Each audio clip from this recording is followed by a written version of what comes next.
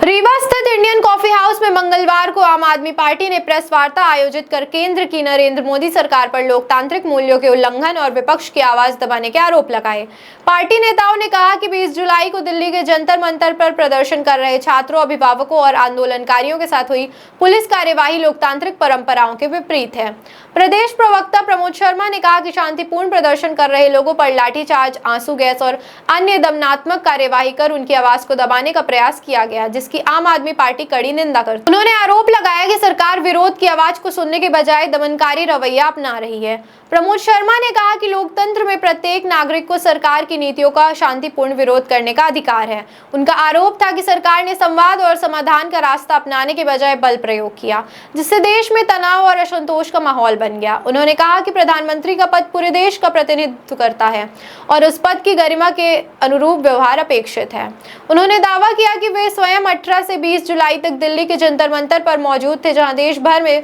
बड़ी उनके अनुसार प्रदर्शनकारियों का उद्देश्य शांतिपूर्ण तरीके से संसद मार्च करना था, लेकिन पुलिस द्वारा विभिन्न स्थानों पर रोक टोक और बल प्रयोग किए जाने से स्थिति तनावपूर्ण हो गई। आम आदमी पार्टी ने यह भी कहा कि छात्रों की मांगों पर सरकार ने चर्चा करने की बजाय कठोर रुख अपनाया। पार्टी का आरोप है कि इसमें युवाओं और आम जनता में आक्रोश बढ़ा है। नेताओं ने कहा कि यदि सरकार का यही रवैया जारी रहा तो देश का माहौल और अधिक प्रभावित हो सकता है। प्रेस वार्ता में पार्टी ने घोषणा की कि जंतर मंतर आंदोलन के समर्थन में रीवा, मऊगंज सहित पूरे विंध्य क्षेत्र में जन समर्थन अभियान चलाया जाएगा।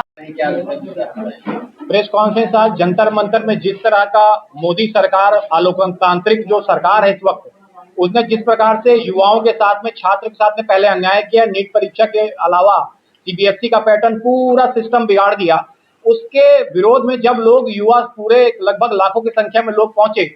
तो जो है वहां पर जिस तरह से मारपीट हुई, जिस प्रकार से वहां पर डंडे चले, वहां पर कोई अछूता नहीं रह गया। इवन मैं भी, मेरे भी हाथ पे जैसे चोट है और लोगों को इतनी बुरी तरह मारा है। वहां पर कोई मीडिया वाला, कोई नेता, कोई बच्चा, कोई औरत, कोई लेडीज, ये सब लोगों को बुरी तरह मारे। और मारने में केवल वहां पर जो है मुश्किल से जो है 15,000 की फोर्स थी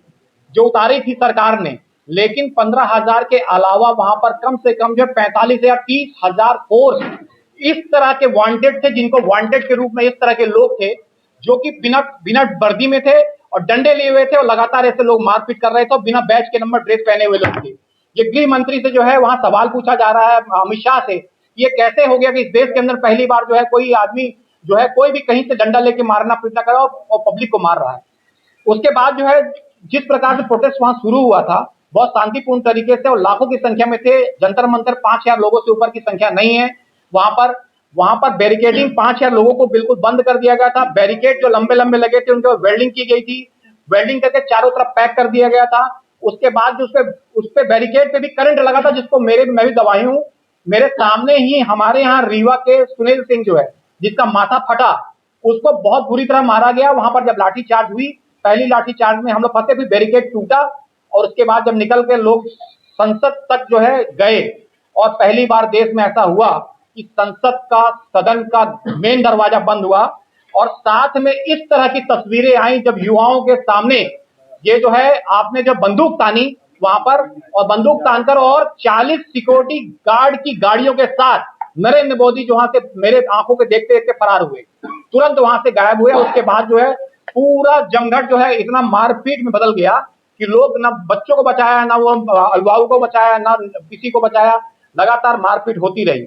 सवाल यह है कि आम आदमी पार्टी आज जो है इस तरह के बात का जो है बहुत घोर विरोध करती है और आने वाले वक्त में जो है हम लोग भी यहाँ पर जो है पूरे देश के अंदर में जैसे जंतर मंतर बनने जा रहा है, रीवा के अंदर में जंतर मंतर, हम लोग लोगों से मिलने भी जाएंगे। आने वाले 1 महीने के बाद जो है फिर वापस जंतर मंतर में बहुत जोर से पब्लिक पहुंचेगी। उसके लिए हम लोग जो है हर मोहल्ले में, हर घर के वालों से बात करेंगे, क्योंकि वहां पर जो लोग गए हुए थे मैक्सिमम लोग बीजेपी के घरों से आए हुए बच्चे थे, जो बच्चे कह रहे थे मेरे पिताजी, मेरे भाई सब बीजेपी में है, लेकिन वो समझ गए थे कि देश की जो वर्तमान सरकार है वो किसी प्रकार से पढ़ाई लिखाई से उनका कोई मूल्य नहीं है, क्योंकि जब चौथी पास जो है प्रधानमंत्री होगा तो उसके पास में इसकी मौलिकता, उसके पढ़ाई का महत्व उनके पास नहीं है। और सब कह रहे थे यही बातें। बहुत सारी वीडियो आपको देखने को मिलेंगी जब वहां पर, और आज देश में ऐसी अराजकता पैदा हो गई है कि कल रात की बात है कि लोग जो है पुलिस वालों को देखते हैं दिल्ली के लोग दौड़ा दौड़ा के इस वक्त मार रहे हैं। इसका जिम्मेदार सिर्फ और सिर्फ नरेंद्र मोदी, अमित शाह और ये बीजेपी की सरकार है जिसने बुरी तरह लोगों को मारा और ये नहीं देखा कि कौन प्रदर्शन में है, कौन प्रदर्शन में नहीं है। दिल्ली के शहर के अंदर में 20 तारीख को दोपहर 1 बजे से लेकर रात को 12:30 बजे तक लगातार लाठियां चली। कम से कम लोगों को 700 से 800 लोगों को डिटेन किया गया, जिसमें से मैं भी एक हूं। और हम लोग को तो फिर रात में जो है जल्दी हम लोग कॉल कर लिया तो हम लोग को छोड़ दिया गया रात में लगभग 9 बजे करीब। लेकिन फिर भी पूरी रात लोगों को लेकर घूमते रहे और आज भी वहां के अस्पतालों में 500 से 700 लोग ऐसे हैं जिनको गंभीर चोटें हैं। जिस प्रकार का चोटें आपके रीवा के सुनील सिंह जो बहुत ही दिलेरी से भिड़ा वो और उसके जैसी चोट लगी, वैसी चोट बहुत सारे और हम जैसे तो बहुत सारे लोग हैं, हजारों की संख्या में लोग होंगे। तो आज हम लोग ये प्रेस वार्ता करने आए हैं। इसके बाद जो है हमारे हमने बताया कि हम पूरे रीवा जिले में हमने ऑलरेडी तय कर लिया है कि हम बस कैंपेन जो है वो हर चौराहों में जाके सप्ताह में कम से कम 3 दिन हर चौराहों में जाके हम छात्रों की आवाज बुलंद करने वाले हैं। छात्रों से तो संपर्क करेंगे, जो भी उनके अभिभावक होंगे उनसे भी संपर्क करेंगे और उनको भी समझाने की कोशिश करेंगे। देखिए, जिस तरह से इस देश में एक प्राइवेट यूनिवर्सिटी जो है, जो रजिस्टर्ड भी नहीं है, जिसे आप सब व्हाट्सएप यूनिवर्सिटी बोलते हैं, उस यूनिवर्सिटी में बाकायदा पर्चे और बाकायदा ज्ञान जो है इन छात्रों के अभिभावकों तक आता है कि कैसे लोग पूरी तरह से भ्रमित है। इस यूनिवर्सिटी के ज्ञान के माध्यम से उनको जगाने का प्रयास आम आदमी पार्टी की यूथ विंग की इकाई पूरे रीवा जिले में करने वाली है। मांग रहे हैं, जहाँ रीवा लिखा हुआ है उसी जगह पे यहाँ का जंतर मंतर बनेगा और वहां पर सब लोग को पॉलिटिकल नहीं,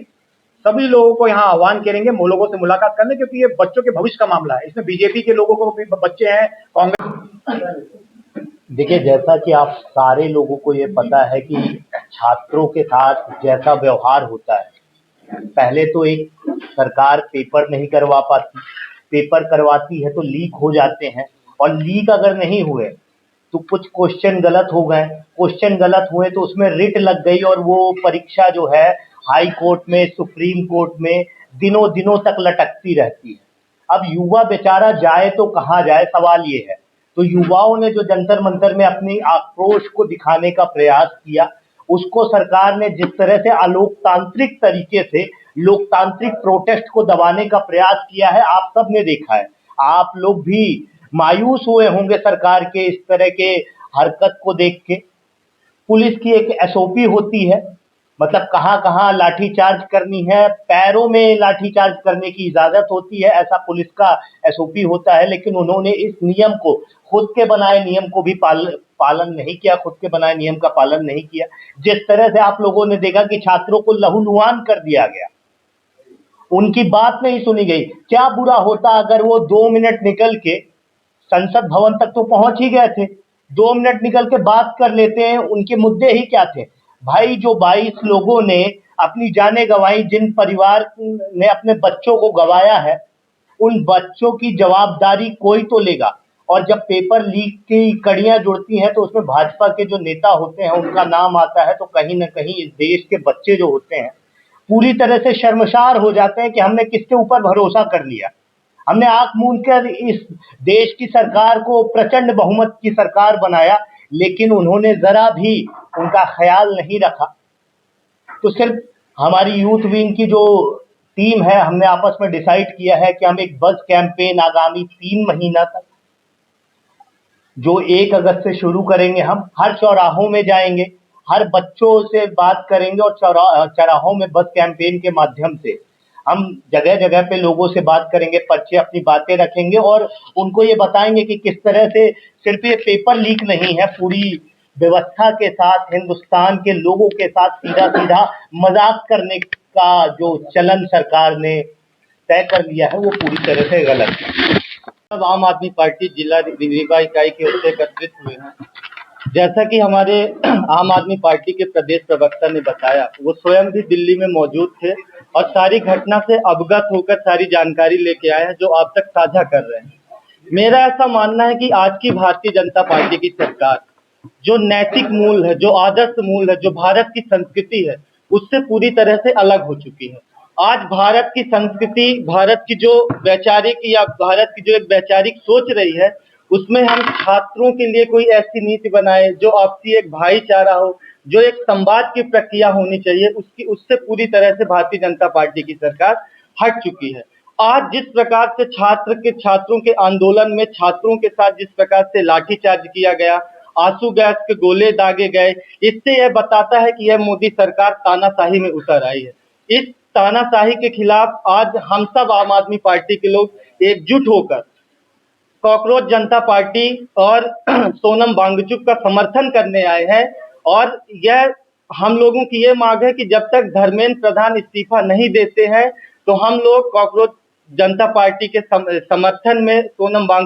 वांगचुक जी के समर्थन में आगे रहेंगे। और मैं बताना चाहता हूं कि भारतीय जनता पार्टी की सरकार में न युवा सुरक्षित है, न मजदूर सुरक्षित है, न किसान सुरक्षित है। भारतीय जनता पार्टी की सरकार में शिक्षा मंत्री से पेपर लीक नहीं संभाले जा रहे हैं, पर्यावरण मिनिस्टर से पर्यावरण नहीं संभाला जा रहा है, गृह मंत्री से पुलिसिंग व्यवस्था अच्छी से नहीं संभाली जा रही है और देश के प्रधानमंत्री से देश नहीं संभाला जा रहा। ऐसी सरकार को हमें उखाड़ फेंकने का समय आ गया है। हम सब आम आदमी पार्टी के लोग एक साथ मिलके, एक समय ऐसा आएगा, अभी तो हम लोग कॉकरोच जनता पार्टी का समर्थन कर रहे हैं, अगर भारतीय जनता पार्टी की सरकार धर्मेंद्र प्रधान जी का इस्तीफा नहीं लेती है तो हम सब रीवा से एकजुट होकर पूरे टीम